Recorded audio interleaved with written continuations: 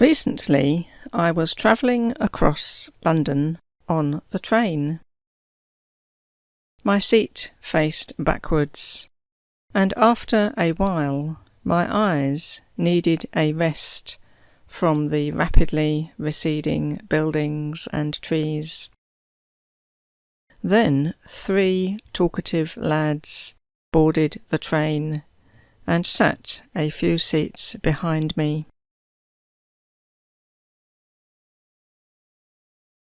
The lively conversation was mainly on the merits, failures, and career prospects of various footballers. I thought I would follow my own advice and visualise some of it in shorthand. I am usually successful at this when it is a television or internet broadcast. However, these lads were so intent on voicing their opinions to each other that the sentences came out in short and very fast bursts, no doubt to get their point over before one of the others butted in with a counter-claim. A slow talker would not have stood any chance of finishing his sentence. Their speech was terse, clipped and abrupt, mostly phrases and exclamations more than complete sentences. The rapid-fire delivery and the difficulty of making out every word precisely made me give up on the shorthand exercise.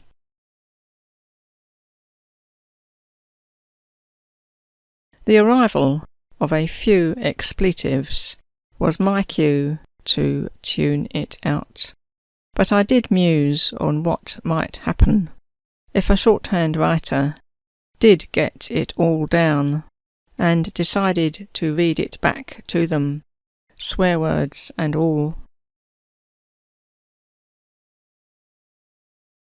Having changed trains, the next conversation that filled my end of the carriage was between 3 children playing a game of I Spy. I spy with my little eye something beginning with T. Well, it had to be train or tracks or tunnel. I followed the game, unable to not listen, as it was all going on right behind me. After a while, the rules changed slightly, as they started giving the first sound of the word, rather than the letter of the alphabet.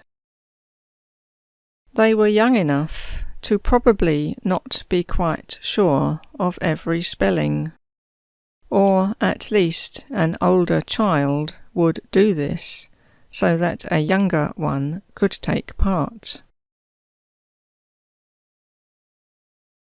The other problem was that the train was moving, but this made it more of an interesting challenge that spiced up the game. If one of them spied something while the train was stationary, then the others had to guess it quickly before the scene slipped away. Sure enough, several of the responses were "too late," followed by the answer. As long as all 3 had their opportunity to be the quizmaster, they were all happy.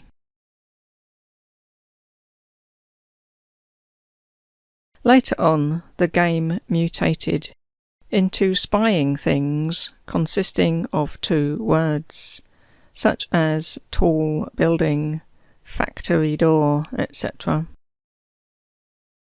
The game had run its course, as these longer versions were all but unguessable, especially as the objects themselves were whizzing past out of sight. My third attempt at amusing myself with the surrounding words was to write in mental shorthand the constantly repeated announcement giving a list of destinations. This was not as easy as it first seemed, being almost entirely place names which needed more thinking about than normal sentences.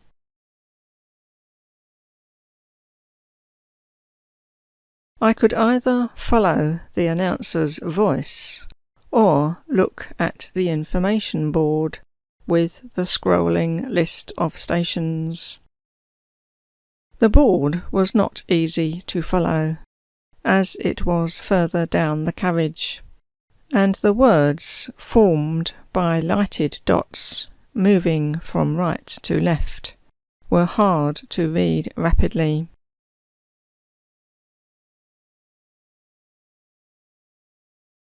The voice was much easier, but I think I would have done better if I had actually been writing them on paper, not being distracted by dotty words or surroundings, and I am sure I would have written most of them in 2 or 3 pieces, 1 mark for each syllable. The easiest way to practice when the overheard conversations are too fast is to pick on random words or phrases, either all the simple, well-known ones, or perhaps just the ones that you think you would hesitate over if writing for real. The train or bus is the ideal place for practicing shorthand in this way. If there are no conversations going on, then shop and road signs can all be translated into shorthand as they come into view.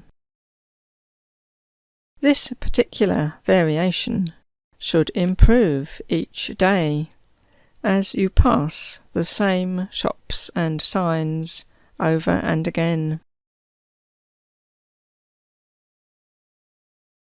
Many business names make an effort at writing by sound in order to arrest your attention with the strange spelling, but now you have the satisfaction of writing the true version, and can thank them for helping you think only of the sound and not the wayward English spelling.